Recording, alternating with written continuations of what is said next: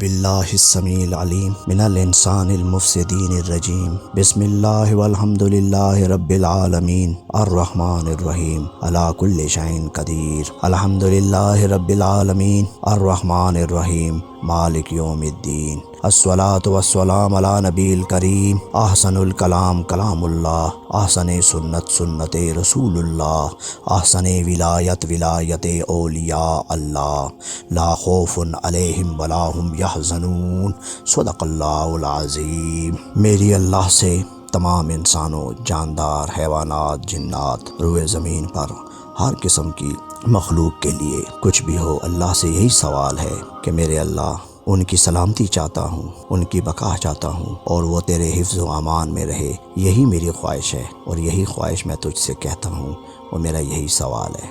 آمین ثم آمین۔ میرے کچھ خطبات کے اندر درس قرآن بھی رہا، پھر میں سنت رسول اللہ صلی علیہ وبارک علیہم بھی بیان کروں گا۔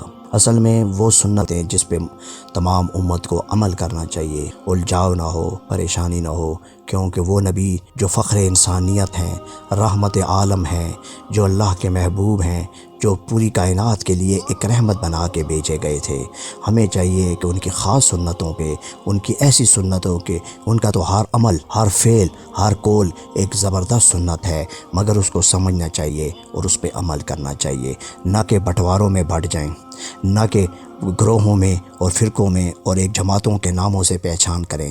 یہ بات نہیں ہے۔ مسلمان اور مومن تو ایک ہی ہیں، ہم سب اللہ کو ماننے والے ہیں، اللہ کی کتاب قرآن پہ ایمان لانے والے ہیں، اللہ کے انبیاء پہ ایمان لانے والے ہیں، اللہ کے ملائکہ پہ ایمان لانے والے ہیں اور روز آخرت پر ایمان لانے والے ہیں۔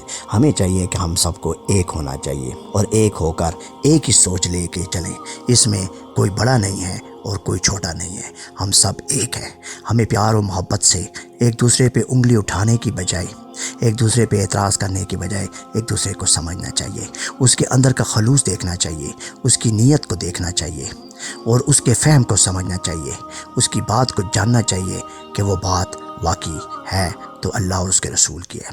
میرا آج کا جو خطبہ ہے وہ یہ ہے کہ اللہ نے کیا فرمایا مسلمانوں کو کہ اب تمہیں اس دنیا میں کس طرح رہنا ہے۔ چند باتوں میں اللہ نے سب کچھ بتا دیا اور بات بھی لمبی نہیں کی، 3-4 باتوں میں اللہ نے بتا دیا۔ غور سے سنیں، آپ کو اس میں بہت کچھ ملے گا۔ اللہ نے سورہ اعراف کے اندر فرمایا، قل، اے میرے نبی، اے میرے محبوب، ان سے کہہ دو، ان اللہ لا یأمر بالفحشاء، اے میرے نبی ان سے کہہ دو کہ اللہ تو فحاشی کی اجازت نہیں دیتا۔ جو فحش کام، بے حیائی کے کام ہیں، جو گندے کام ہیں، چاہے وہ نشے کی صورت میں ہو، چاہے کوئی بھی ہو۔ اب اس میں تو اللہ نے پورے سمندر کو ایک کوزے میں بند کر دیا، پورے دریا کو ایک کوزے میں بند کر دیا کہ اللہ نے فرمایا کہ اب جو کام یأمر بالفحشاء، لا، اللہ اس کی اجازت نہیں دیتا، بس اب اس سے باز آ جاؤ، یہ اس کی فرمان برداری ہے۔ اسی پہ سورہ اعراف کے اندر 8ویں پارے میں اللہ تعالیٰ نے پھر کہا اپنے نبی سے، قل امر ربی بالقسط، اے نبی ان سے کہو کہ میرے پروردگار نے ہمیشہ تمہیں یہی کہا کہ ٹھیک ٹھیک اور بجا کام کا حکم دیا ہے کہ تم کام جب بھی کرو ٹھیک کرو، مطلب اس کام میں غلطی نہ ہو، اچھا ہو، مطلب راست ہو، مثبت کام ہو، اللہ نے فرما دیا۔ پھر اللہ تعالیٰ نے سورہ آل عمران میں 4 پارے میں فرمایا، وَلَمْ يُصِرُّوا عَلَىٰ مَا فَعَلُوا وَهُمْ يَعْلَمُونَ، اور جو بے جا بات کر لیتے ہیں دانستہ اس پر اصرار نہ کرو۔ اگر کوئی ایسی باتیں آپ لوگوں نے کر دی تو اس پہ بحث نہ کرو، اپنی بات کو منواؤ نہ۔ ہو سکتا ہے غلطی ہو جائے، ہو سکتا ہے انسان ہے، فہم میں ایسی بات نہ آئی ہو، منہ سے نکل گئی، مان لو۔ کسی کو یہ کہہ دینا کہ غلطی ہو گئی، کوئی بڑی بات نہیں، اللہ تو غلطیاں معاف کرنے والا ہے، وہ تو مواخذہ نہیں کرتا۔ تو اللہ فرماتا ہے کہ تم بھی ایسے بے جا بات کر لیتے ہو تو پھر دانستہ اس پہ اصرار نہ کرا کرو، پھر اس پہ کم از کم شرمندہ تو ہو جاؤ نا، اسی بات پہ جو ہوتے ہیں نا، آج یہ جو چیزیں ہو گئی ہیں تو اسی بات پہ کہ میں ٹھیک کہہ رہا ہوں۔ پھر آگے اللہ تعالیٰ نے خاص بات جو کہ 21ویں پارے میں سورہ لقمان میں اللہ نے فرما دیا، وَأْمُرْ بِالْمَعْرُوفِ وَانْہَا عَنِ الْمُنْکَرِ، اور لوگوں کو چاہیے کہ اچھے اچھے کام کریں اور برے کاموں سے منع ہو جائے۔ یہاں پہ اب اللہ نے مسلمانوں کو یہ کہا ہے، یہ نہیں کہا کہ تم لوگوں کے اوپر چڑھائیاں گا۔ اب ایک گلی کا لڑکا ہے تو وہ بھی دوسرے کو نصیحتیں کر رہا ہے، تو یہ بھی ہے نا، وہ کہتا ہے کہ تم خود بالمعروف، جتنے معروفات ہیں جو اچھے کام ہیں ان کی طرف بڑھو، کرو، خود اپنے اوپر لاگو کرو، پھر اس کے بعد بات کریں گے، پھر اس کے بعد جتنے منکرات ہیں، جو غلط باتیں ہیں، ان سے دور رہ جو۔ یہ اللہ نے مسلمانوں کو کہا کہ دنیا میں رہنے کے لیے آپ لوگوں کو پہلے یہ کام کرنے چاہیے، اور یہ کام کو مشکل نہیں ہے۔ دیکھو بس چھوٹی سی بات میں اللہ نے سب کچھ سمجھا دیا۔ لہٰذا ہمیں چاہیے کہ اللہ کی بات کو سمجھیں، اور اس کے اندر اگر گہرائی میں جائیں تو آپ کی پوری زندگی بدل جائے گی۔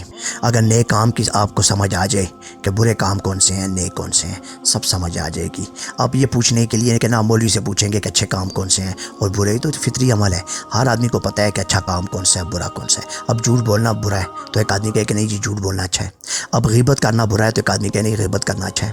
تو آپ کو خود پتہ ہے کہ کون کون سے کام برے ہیں جن سے اللہ نے منع فرما دیا، اور جن کاموں سے اب کسی کا حق مارنا، کسی کے اوپر سپرسیڈ کرنا، یہ سب باتیں اللہ تعالیٰ نے خود سمجھا دی ہیں۔ تو آپ لوگ اس کو دیکھیں، اللہ نے مسلمانوں کو ایک چھوٹے سے پیرائے میں بہت اعلیٰ تلقین فرما دی۔ وآخر دعوانا والحمد للہ رب العالمین، سبحان ربک رب العزت عما یصفون، وسلام علی المرسلین والحمد للہ رب العالمین۔ السلام علیکم ورحمۃ اللہ وبرکاتہ، مغفرت۔